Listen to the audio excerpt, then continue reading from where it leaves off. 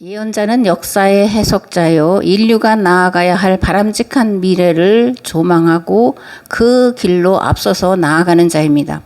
목회자와 교회 공동체도 역사를 해석하는 자요, 그것을 바탕으로 인류가 나아가야 할 바람직한 미래를 그려내고 그것을 실현시키기 위해 앞장서 나아가는 공동체여야 합니다.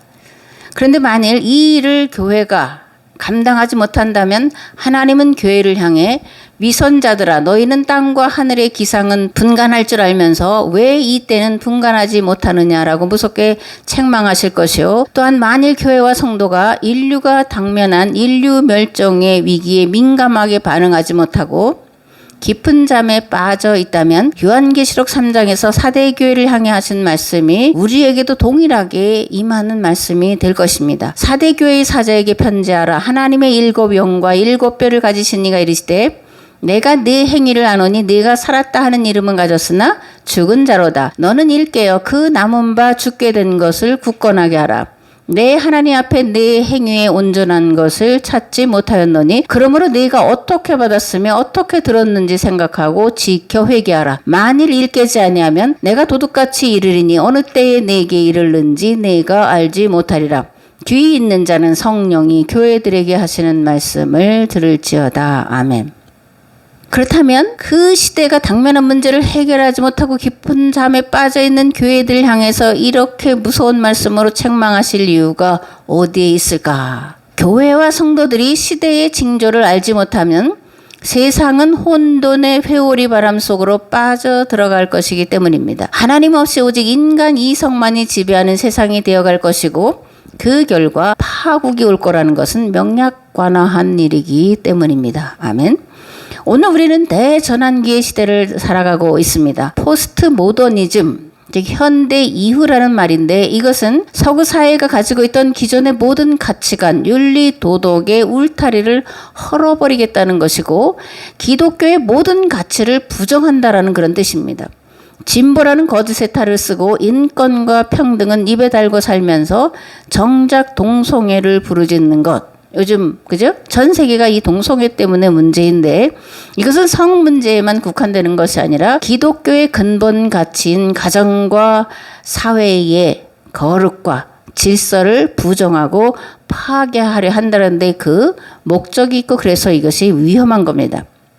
우리가 분명히 알아야 할 것이 있습니다. 그것은 하나님께서 사람을 하나님의 모양과 형상을 따라 만드셨다라는 것과 그렇기 때문에 모든 인간과 피조물들이 하나님이 만드신 창조의 법과 질서 안에 거하면서 자유하고 행복하게 그리고 조화롭게 살아가기를 원하신다라는 겁니다. 아멘. 창세기를 통해 하나님의 창조는 남자와 여자를 만드시고 이 둘로 한 가정을 만드신 것으로 완성된 것을 알 수가 있습니다. 또 하나님은 가정을 만드시고 그 가정에 하나님의 창조를 대행하도록 맡기셨고 모든 피조물들을 돌보라고 맡기셨다는 것 또한 알 수가 있습니다. 그러므로 교회와 성도는 가정과 사회의 질서를 깨뜨리려는 마귀의 책동을 반드시 막아내야 되고 그리고 아름답고 행복한 가정을 만들어내야 할 줄 믿습니다. 이게 교회와 성도의 존재 이유고 존재 목적이다. 그런 겁니다. 아멘.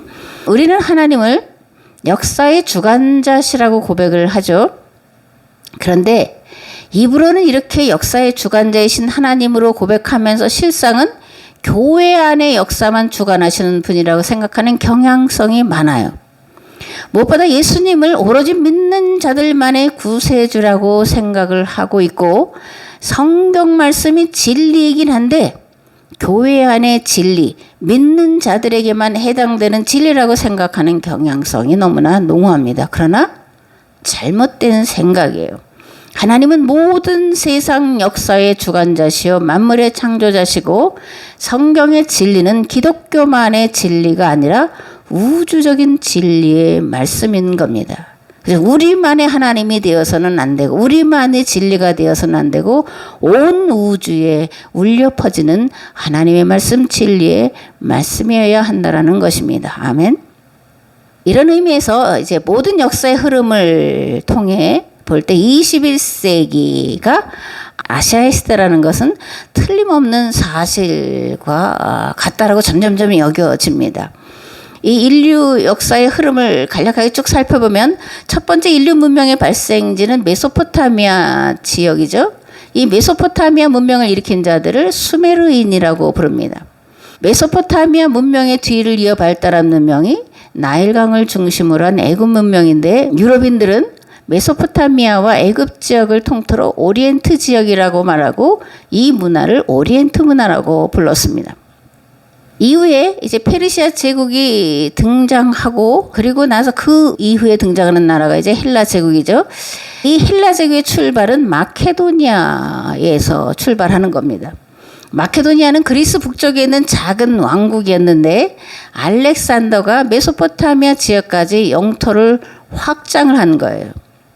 알렉산더는 마케도니아 왕자였죠. 그런데 아버지인 필리포스 2세가 부하들에게 암살을 당해서 이른 나이에 이제 왕위에 오릅니다. 그리고 나서 메소포타미아와 그리스 지역을 통일하여 헬라 제국을 세우고 본격적인 헬라 시대를 열어가고 있습니다.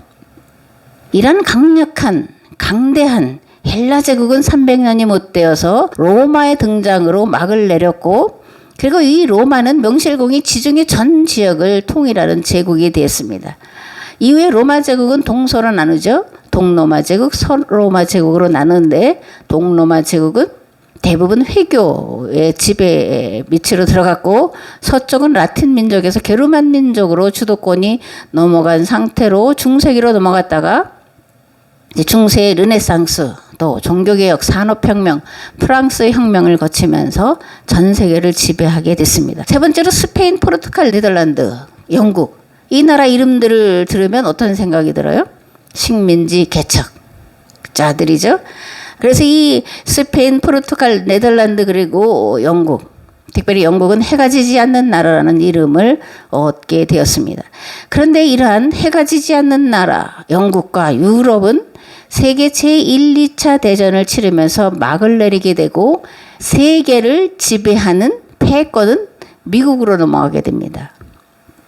그리고 오늘날 21세기 들어서면서는 점차 미국과 유럽의 시대가 종언을 고할 것이라는 소문과 함께 아시아의 시대가 도래할 것이라는 소리가 들려왔는데 이는 달리 말하면 이성의 시대가 저물어가고 영성의 시대가 도래할 것이라는 의미입니다. 아멘. 세상의 역사가들은 인류의 역사를 흥망성쇠의 역사로 이제 설명을 하죠. 그죠? 흥하고 망하고 성하고 쇠하고 이런 틀로 이렇게 이제 역사가 흘러간다고 말하는데 이런 틀로 설명하면 미국 중심의 세계사는 그 끝을 향해 달려가고 있다라고 봐도 별반 틀리지 않습니다. 그러면 이제 포스트 아메리카 이후에 어느 지역 또는 어떤 국가가 세계사의 흐름을 주도하게 될까? 이거에 우리가 관심을 가져야 되는데 앞에서 말한 것처럼 거의 모든 석학들이 아시아의 시대가 될 것이다 이렇게 말합니다. 그런데 아시아의 국가들 중에 어느 나라가 과연 될 거냐 이게 또한 우리의 관심사죠. 세계 석학들은 중국이나 인도라고 생각을 했습니다. 그리고 그중에 소수만이 대한민국이라고 생각했는데 그중에 한 사람을 이제 소개하면 펜실베니아 주립대 샘 리처드라는 교수가 있더라고요. 그가 이제 한국의 한 방송을 통해서 21세기는 한국이 주도할 거다라는 말을 했는데 그가 이렇게 말한 이유는 한국인이 가진 4가지 특성 때문이라는 거예요. 그럼 이 한국인이 가진 4가지 특성이 뭐냐? 첫째는 공동체 의식이 강하다라는 겁니다. 둘째는 교육에 대해서 모든 가정, 모든 국가가 다 진지하다. 세 번째로 공공의 이익을 위해 규칙과 규범을 기꺼이 따른다라는 겁니다. 네 번째로 문화의 힘이 탁월하다. 이렇게 4가지를 들어서 21세기는 한국이 세계의 역사를 주도할 거다. 이렇게 말합니다. 우리는 잘 모를 수도 있고 많이 이제 희미해가는 것이 있지만 공동체 의식이에요. 우리는 국가나 민족이 위기에 처했을 때 모든 것을 기꺼이 다 버리고 목숨까지 버리고 뛰어드는 그런 민족성이 있습니다. 조금 내가 불편해도 다른 사람이 유익하고 평안하다면 그 내 자유나 내 유익함과 내 편안함을 기꺼이 포기할 수 있어요. 그게 우리가 가진 민족성인데 이것이 특별히 이제 세계를 지배할 한국인이 가진 특성이라는 겁니다. 아멘. 또 이제 이 샘 리처드 교수의 부인도 이제 교수인데 그도 한국이 21세기를 주도할 나라고 말해요. 그가 말하는 이유는 한국이 작지만 강한 나라이기 때문이라는 겁니다. 좀 이해가 안 될 수도 있지만 그런데 인류 역사를 통해서 보면 한 시대를 바꾸거나 한 사회를 바꾸기 위해서는 거대한 조직이 필요했던 것이 아니라 소규모의 조직이 필요했다라는 겁니다. 거대한 시스템은 안정성을 추구하죠. 그리고 변화를 수용하기보다는 변화를 저항하는 경향성이 농후합니다. 이 말인즉슨 기득권층은 변화를 거부하고 수용하더라도 많은 시간이 걸린다라는 거예요. 반대로 평범한 사람들, 작은 규모의 공동체는 변화를 빨리 받아들이고 그 변화의 주체가 될 수 있는 장점이 있다라는 건데 우리 민족이 바로 그렇기 때문에 이제 21세기는 한국이 세계사를 주도할 거다 이렇게 이제 말한다는 겁니다. 아멘. 조선말 개화파의 상당수는 양반이 아니었어요. 누구였냐면 중인 계급이었습니다. 우리가 양반과 상민 사이에 이제 중인 계급인데 이 중인 계급은 주로 기술자들을 말합니다. 이들은 청나라의 수도인 북경을 직접 가본 사람들이고 거기에서 서양을 통해 들어온 문물들, 사상들을 받아들인 자들이에요. 그리고 그것을 가지고 자녀들을 부지런히 가르친 자들입니다. 이에 반해서 양반 계급은 왕권을 유지하는 데 많은 힘을 기울였습니다. 사농공상 우리 있잖아요. 그죠? 사농공상 가장은 사, 그다음엔 농, 그다음엔 공, 상. 상공업은 아주 요즘 말 핫바리들이 하는 아주 그런 것들로 천시 여기고 이제 문학 특별히 중국의 사서삼경이나 외우고 시를 쓰고 그림을 그리는 것에 치중을 했음을 알 수가 있습니다. 구한말에 의병 활동을 한 자들이 많이 있었어요. 근데 이들 중에는 이제 양반들이 그 의병장이 되는 일들이 많았는데 이들이 의병으로 나선 것은 새로운 시대를 열어가려고 한 게 아니에요. 이들은 조선을 다시 세우려고 의병으로 분연히 일어났던 겁니다. 그래서 이들을 뭐라고 말하냐면 위정척사파라고 말해요. 그 위정은 뭐냐? 바른 것, 즉 성리학적 질서를 추구하는 것을 말하고 척사란 사악한 것을 물리친다라는 것인데 이것은 서양 기독교와 서양 사상을 물리친다라는 얘기예요. 위정척사 그럼 굉장히 대단한 것처럼 생각하지만 우리 것을 고수하자, 우리만의 것을 고수하자 이런 쇄국주의와 위정척사파는 그 맥이 같다라는 겁니다.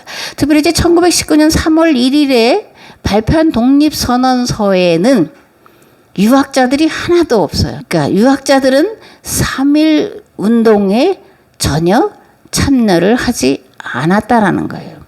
왜냐하면 이들은 기득권층이고 그들은 변화를 거부하고 변화에 저항하는 무리들이었기 때문에 그렇게 이들은 3.1 운동에 참여하지 않았다는 것을 우리가 알 수 있습니다. 반면에 60년대에 한국 사회의 발전을 가져온 이들은 앞에서 소개한 대로 주로 기독교 신앙을 가진 자들이었어요. 그들은 새로운 문물을 받아들이는 데에 개방적이었고 그들은 기업을 일으켰습니다. 그들이 한국 근대화의 중심이고 오늘 우리가 이렇게 배부르고 등 따뜻하게 살아갈 수 있는 것은 이들이 끼친 공헌 때문이었어요. 기독교는 직업의 귀천을 따지지 않습니다. 양반이니 상민이니 중인이니 이런 계급을 따르지 않고 계급에 있어서 삶에 있어서 자유와 평등을 가르쳤고 그렇게 믿고 실천했기 때문에 이들이 한국의 근대화의 주역이 되었고 세계사에 유례없는 가장 빠른 시일 안에 이렇게 경제 부흥을 일으켰다라는 것을 우리가 잊지 말아야 됩니다. 아멘. 역사를 보는 눈은 두 가지예요. 하나는 세속사관이고 다른 하나는 예언자사관입니다. 세속사관은 역사를 흥망성쇠로 이제 규정하죠. 이는 세상은 힘과 군사력을 가진 나라들에 의해서 지배된다라는 것이고, 그래서 이들이 주로 택한 정책은 팽창 정책이었어요. 또 이들은 역사를 단지 경제 또는 정치, 사회적인 측면을 가지고 예측을 했다는 것이고, 인간의 지식과 학문 등 나타나는 상황으로만 역사를 해석하고 예측했다라는 것을 알 수 있습니다. 그런데 예언자 사가는 역사의 표면이 아니라 그 이면을 해석한다라는 것이 세속사관과 다른 겁니다. 이 말은 예언자들은 하나님이 역사의 주관자시라는 것과 하나님은 역사를 계약의 원리를 통해 이끌어 가신다라는 것을 믿었다라는 거예요. 구약에 등장하는 모든 예언자들은 하나같이 이스라엘과 주변 나라들의 흥하고 망하는 원인을 흥망성쇠의 그런 틀 가운데서 해석한 것이 아니라 이스라엘이 하나님과 맺은 계약법대로 사느냐 살지 않느냐에 따라서 주변 나라들이 흥하기도 하고 망하기도 한다라고 이제 봤다라는 겁니다. 아시리아와 바벨론이 등장하는데 이때에 등장하는 자들이 예언자들이잖아요. 이 예언자들은 아시리아와 바벨론이 왜 등장했고 왜 강한 나라가 됐냐? 그 이유는 이스라엘이 법대로 살지 않았기 때문에, 그래서 하나님은 그것에 대해 심판하기 위한 목적으로 이 나라들을 등장했다라고 해석을 했습니다. 그리고 곧바로 아시리아와 바벨론의 멸망을 선포하는데 그들이 멸망해야 될 이유는 팽창 정책을 썼다라는 겁니다. 다시 말하면 힘과 무력으로 다른 나라를 억압하고 착취하고 지배했기 때문에 그 악의 결과물로 패망이 그들에게 왔다라고 해석하는데 이것이 예언자 사관이라는 겁니다. 아멘. 이스라엘의 정체성이 뭐냐고요? 이스라엘을 통해 세상을 구원하는 것이었습니다. 하나님의 대행자로 세상의 역사를 거룩한 역사로 만들어 가는데 정체성이 있었어요. 그런데 이스라엘이 이러한 정체성을 상실하자 땅을 빼앗겼고 주권을 빼앗겼고 백성들을 빼앗기게 되었다라는 것이 예언자들이 해석하는 역사 해석이에요. 그렇다면 예언자들은 이 빼앗긴 땅, 주권, 백성들을 어떻게 되찾을 수 있을까? 그 방법, 그 길을 어떻게 제시하고 있을까? 첫째는 하나님과 맺은 계약법으로 돌이키는 길만이 살 길이라고 선포를 합니다.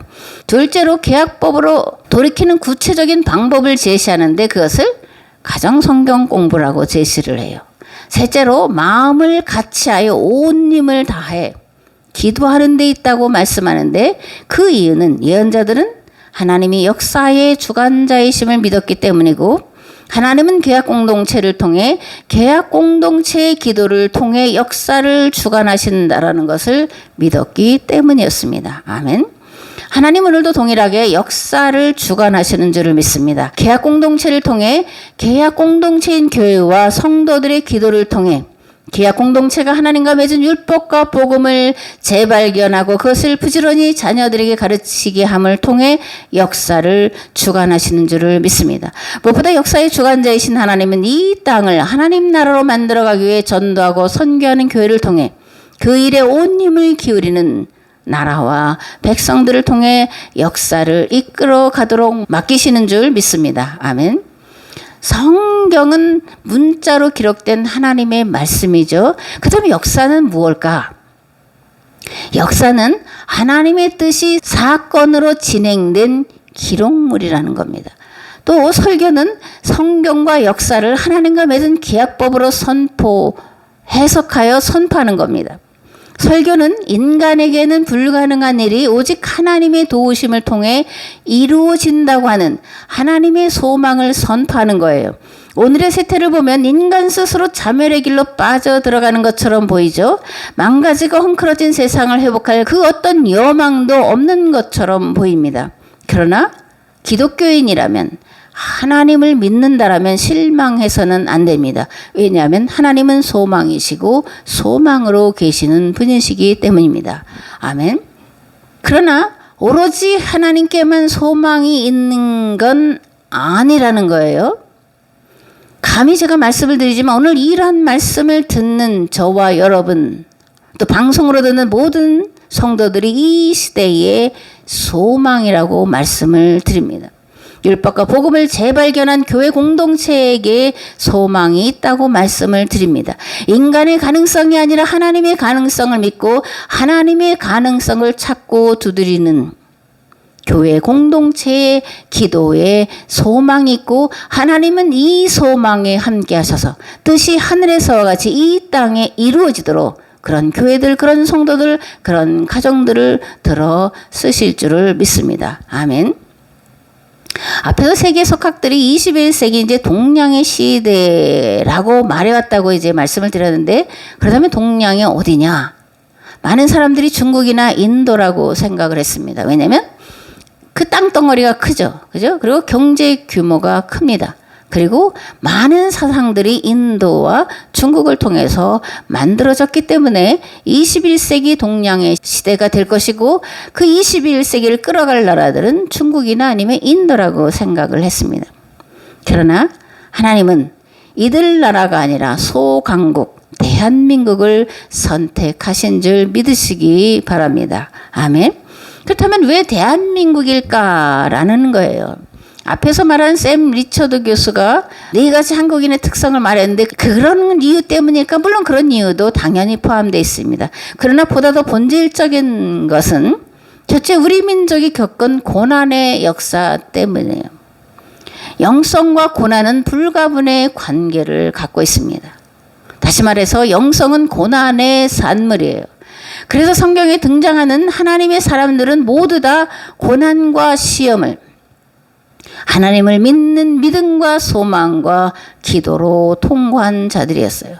이스라엘은 430년 동안 애굽의 노예살이라는 고난을 겪은 데에 태동하는 그런 거룩한 공동체였습니다. 우리나라 또한 5,000년 또는 5,000년이 아니라 10,000년 거의 가까운 역사를 가지고 있는데, 많은 세월 고난의 역사를 겪어왔다는 것을 우리가 알 수가 있습니다. 특히 중국이 춘추 전국 시대를 지나고 나서 이제 BC 3세기경에 한 나라가 이제 통일을 해요. 중원을 통일을 합니다. 그리고 나서 계속 고조선을 침략을 해요. 그 결과로 고조선은 점점 극동으로 밀렸다가 이제 한반도 안으로 쪼그라들어서 멸망을 하게 되죠. 또 근세에는 일본이 우리를 지배한 그런 역사를 우리가 가지고 있습니다. 그래서 우리 민족이 가진 그런 특성을 한이다 이렇게도 이제 표현을 하죠. 중국에게 시달린, 또 일본에게 시달린 한이 우리 속에 깊이 새겨져 있다라는 거예요. 이런 관계로 조선의 역사 또는 한반도의 역사를 부정적으로 보는 시각들이 팽배한데, 주로 40대, 50대가 이런 시각을 가지고 있습니다. 이 해방 전후사라는 인식이라는 책이 있는데, 그 책에서 조선의 역사를 부끄러운 역사로 설명을 해요. 실패한 역사라고 말합니다. 대한민국은 미국의 식민 통치를 받는 나라라고 설명해요. 그래서 대한민국에는 정통성이 있는 게 아니라 북한에 우리나라에 정통성이 있다라고 그들이 본다라는 겁니다.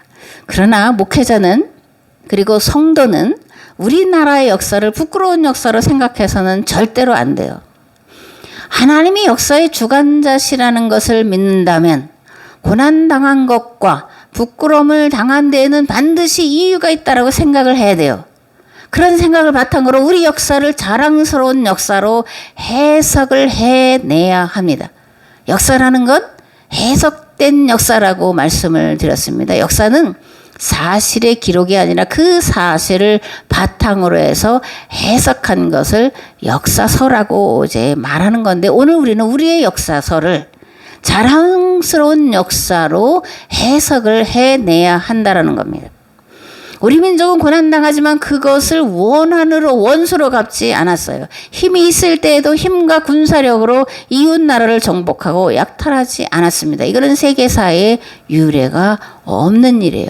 물론 우리 내부 안에서 전쟁이 없었다는 얘기는 아니지만, 우리 민족 또 고조선 안에 있던 그런 민족들 사이에는 영토 확장을 위해서 싸우거나 하지 않았다라는 것이, 이것이 정말 자랑스러운 역사라는 것을 우리가 이렇게 해석을 해서 자녀들에게 가르쳐야 한다라는 겁니다. 사실이 아니라 그 사실을 하나님의 눈으로 예언자의 시각으로 해석해내서 우리의 자녀들이 우리의 역사를 자랑스러운 역사로 가슴에 새기고 그 자랑스러운 역사를 세계에 펼치기 위해서 떨치고 일어나도록 만들어야 된다라는 얘기입니다. 아멘.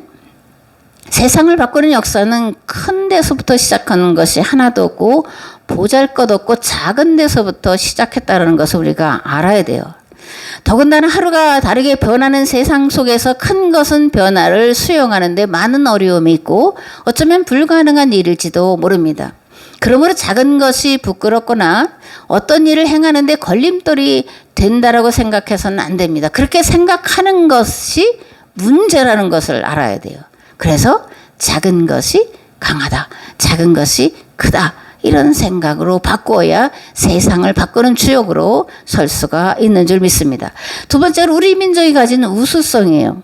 21세기는 문화의 시대인데 그러므로 누가 이 세상에서 최고의 문화를 가지고 있느냐, 최고의 사상과 전통을 가지고 있느냐에 따라서 세상을 선도할 나라가 될 것이냐 아니냐를 결정하는 중요한 키워드가 된다라는 거예요. 우리나라는 특별히 우리나라의 문자는 세계에서 유래를 찾아볼 수 없는 과학적이고 실용적인 그런 문자예요. 그런데 이건 한글만이 아니라 고조선에는 각골문이라는 글자가 있었고 신라 시대에는 이두라는 문자가 있었고 그리고 조선시대에 이르러 한글이 창제되었는데 세상 역사 가운데 한 나라의 글자가 창제된 시기와 그 창제한 자가 분명한 것은 우리나라밖에 없어요. 이게 대단히 놀라운 것이고 세계사에 유례가 없다라는 겁니다. 세 번째로 한류예요. 많은 사람들이 우리의 그런 한류, 뭐 K-팝, K-연극, K 이런 거 많이 듣잖아요. 연속극, 게임, 또 음식 이런 것들에 심취하고 있는 것은 주지의 사실입니다. 네 번째로 기독교가 우리나라처럼 단시일 내에 확산된 유래가 없다라는 거예요. 그리고 마지막으로 우리가 가진 사상과 가치관이 성경을 닮았다라는 겁니다. 우리의 고유 사상, 홍익인간 제세이와 그죠? 그리고 고구려에는 이도여치 광명이세라는 사상이 있는데 이것들은 다 세상을 빛으로 계몽시키자라는 뜻이에요. 또 우리 민족의 이름이 조선, 박달, 배달, 아사달 이런 이름이 있는데 이것들은 다 빛을 말하는 겁니다.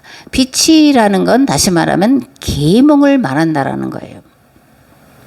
우리 민족은 세상을 널리 이롭게 하고자 하는 홍익인간의 이상을 가진 민족이요. 이러한 이상을 이루기 위해 합리적이고 과학적인 방법으로 360여 가지 인간사에 필요한 것들을 발전시킨 민족이라는 것을 알 수 있는데 이런 홍익인간과 제세이와 사상은 인간에게서 나온 것이라고 보기보다는 신앙에서 나온 것이라고 봐야 맞습니다.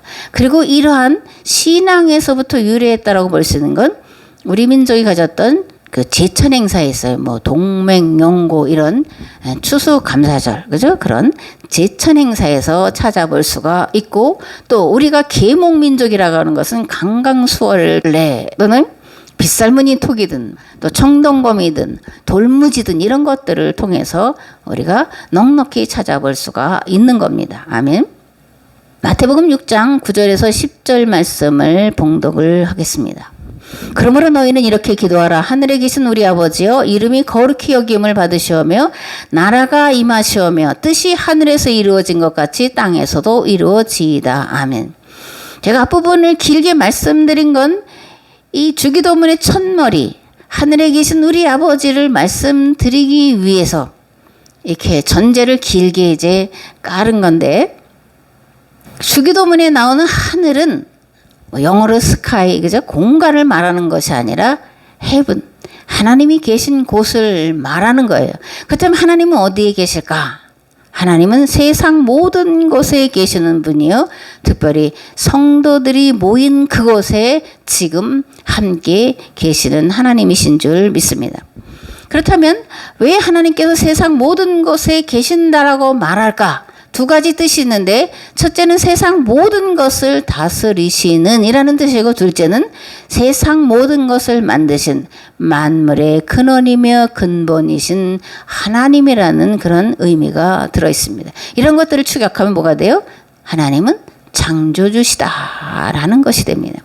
하나님은 이 세상으로부터 초월해 계실 뿐만 아니라 지금 여기 이 세상 한복판에 내재해 계시는데 이러한 초월과 내재의 만남을 인카네이션이라고 말을 해요. 인카네이션 또는 성육신 사건은 내재와 초월이 만남을 말하는데 이런 영이신 하나님이 사람이 되신 것을 말하는 거죠. 예수님은 보이지 않는 하나님의 보이는 형상으로 이 땅에 오셨습니다. 그렇다면 성령 강림은 무엇일까? 이건 역시 내재와 초월의 만남을 말하는데 사람이 예수 그리스도의 영과 연합됨을 말하는 거예요. 우리는 성령님을 통해서 하나님과 연합된 자들이고 그렇기 때문에 하나님을 감히 하늘에 계신 우리 아버지라고 부를 수 있는 겁니다. 아멘. 주기도문에서 예수님은 하나님을 하늘에 계신 우리 아버지라고 부르죠. 그런데 이 하늘에 계신 우리 아버지라는 이 호칭과 구약에 등장하는 하나님의 이름과는 어떤 관계성이 있을까? 신명기 5장 4절에서 7절 말씀을 보겠습니다. 여호와께서 산 위 불 가운데에서 너희와 대면하여 말씀하시매 그때에 너희가 불을 두려워하여 산에 오르지 못하므로 내가 여호와와 너희 중간에 서서 여호와의 말씀을 너희에게 전하였노라. 여호와께서 이르시되 나는 너를 애굽 땅 종되었던 집에서 인도하여 낸 네 하나님 여호와라. 나 외에는 다른 신들을 내게 두지 말지니라. 아멘. 실로는 하나님이 어떤 분이신가에 대한 정의인데 율법에서 하나님은 새 신명으로 나타난다라고 제가 몇 주 전에 말씀을 드렸습니다. 조상들의 하나님, 또 에흐의 아쉐르 에흐의이신 하나님, 그리고 세 번째로 여호와 하나님이시라고 이제 하나님의 이름을 말씀을 드렸는데 앞에서 제가 이 이름들에 대해서 자세하게 말씀을 드렸기 때문에 오늘은 길게 말씀을 드리지 않고 요약해서 말씀을 드리겠습니다. 첫째, 하늘에 계신 하나님은 히브리어로 에흐의 아쉐르 에흐의이신 하나님이신데 스스로 계시는 분, 인간의 말로 번역할 수 없는 분이라는 뜻이에요. 아멘. 제가 질문을 하나 하겠습니다. 하나님을 말하는 것과 하나님에 대해서 말하는 것은 차이가 있을까요? 없을까요? 하나님에 대해서 말하는 것은 교리나 지식에 의해서 말하는 것이고 하나님을 말하는 것은 하나님 경험을 통해서, 다시 말하면 신앙 경험에 의해서 말하는 것이에요. 그러니까 지식, 교리로 말하는 것과 내가 경험해서 말하는 하나님과는 천지 차이가 난다라는 겁니다. 그러므로 성도는 하나님에 대해서가 아니라 하나님을 말하는 자가 되어야 돼요. 그러기 위해서는 하나님을 지식이나 교리가 아니라 만나는 경험이 일어나야 됩니다. 그 하나님과 만나는 경험을 우리가 경험하기 위해서 우리가 여러 가지로 준비를 해야 됩니다. 근데 이제 준비하기 전에 먼저 조심하고 경계할 것이 있는데 그것은 내가 하나님을 만나려고 해서는 안 된다라는 겁니다. 하나님은 하나님을 만날 준비가 된 자들을 친히 찾아와 만나 주시는 분이시기 때문에 그래요. 그러면 하나님을 만날 준비를 어떻게 해야 되냐? 먼저 하나님이 누구신지를 아는 일에 힘을 써야 됩니다. 말씀을 듣고 배우는 일에 온 힘을 기울여야 하고, 그리고 오로지 기도하되 자기를 돌아보는 자기 성찰의 기도에 힘을 써야 됩니다. 그리고 항상 하나님을 볼 존재가 될 수 없다라는 고백을 해야 돼요. 세리가 기도를 하죠. 하나님이여 불쌍히 여기소서 나는 죄인입니다. 이것이 하나님을 만나러 가기 위한 그런 준비 단계에 있어서 가장 중요한 단계라고 말할 수가 있고, 이러한 것을 한마디로 말하면 겸손이요 낮아지며 자기를 비우는 것이라는 것을 알 수가 있습니다. 아멘. 둘째로 아버지이신 하나님은 조상들의 하나님, 그리고 이 조상들의 하나님을 여호와 하나님이라는 건데, 조상들의 하나님 여호와는 어떤 분이시냐? 조상들이 고난 가운데 처해 있을 때 만나 주셨던 하나님을 말하는 거죠. 여호와 하나님이란 불쌍한 사람들을 한없이 측은히 여기신 하나님. 가난한 자들을 보면 가슴 아파 견디지 못하는 하나님이라는 뜻입니다. 아멘. 예수님은 하나님을 하늘에 계신 우리 아버지라고 이제 부르셨는데, 그 이유는 또 어디에 있을까? 예수님 당시에 이스라엘 사람들이 중요하게 여기던 교리가 있는데, 인과응보 교리예요. 이 인과응보 교리는 현재 겪고 있는 고난이나 어려움이나 실패나 질병은 죄에 대한 하나님의 징계라고 판단한 그것이 인과응보 교리예요. 그 결과로 장애인, 병자, 가난한 자, 일용직 노동자들은 죄인이고 건강하고 출세한 사람만이 의인이라고 생각을 했습니다. 이런 환경에서 예수님은 죄인들로 취급되던 불구자, 병자, 가난한 사람들, 창기, 세리, 목동들에게 너희는 하나님께로부터 버림받은 자가 아니라 하나님의 자녀야. 하나님은 너희의 아빠, 아버지셔. 이렇게 이제 소개를 했다라는 겁니다. 아멘. 셋째, 우리의 하나님이십니다. 아멘. 예수님은 하나님을 말씀할 때 너희 하나님, 우리 하나님이라는 복수를 사용했는데, 이것은 모든 사람의 하나님이시라는 것과 그러므로 믿는 모든 자들은 다 형제라는 의미가 들어있어요. 그러니까 하늘에 계신 우리 아버지는 세상 모든 사람들이 다 행복하게 살기를 바라실 뿐만이 아니라 그렇게 하실 수 있는 만물의 근본이시고 우리 모두의 아버지가 되신다라는 것을 하늘에 계신 우리 아버지라는 이름 속에 담겨 놓고 있다라는 겁니다. 아멘. 하늘에 계신 우리 아버지는 대한민국의 교회와 성도를 통해 세상에서 해결할 수 없는 문제들을 해결하도록 능력과 권능으로 함께 하시고 역사하시기를 원하시는 하나님이세요. 그러나 이 일은 믿고만 있다고 되는 일은 아닙니다.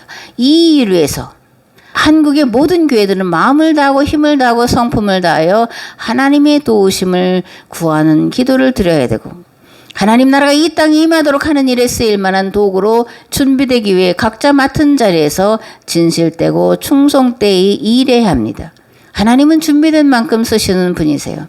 그러므로 우리는 하나님이 쓰시기에 합당한 그릇으로 또는 도구로 준비되기 위해서 최선을 다해야 할 줄 믿습니다. 뜻이 하늘에서와 같이 이 땅에 이루어질 것을 믿고 그 일을 위해 쓰여지기를 준비하시는 모든 성도 되시기를 우리 주 예수 그리스도의 이름으로 축복합니다. 아멘. 이제는 길과 진리와 생명 되신 예수 그리스도의 은혜와 아버지 하나님의 무한하시고 극진하신 사랑하심과 성령님의 감화 감동 교통 역사하심이 이제 대한민국을 통해서 한국교회를 통해서 이 세대를 구원하시기를 원하시는 하나님이라는 말씀을 듣고 돌아가는 우리의 삶의 자리 위에 가정과 직장과 이 나라 이 민족 위에 이제로부터 영원토록 함께 하옵시기를 간절히 축원하옵나이다. 아멘.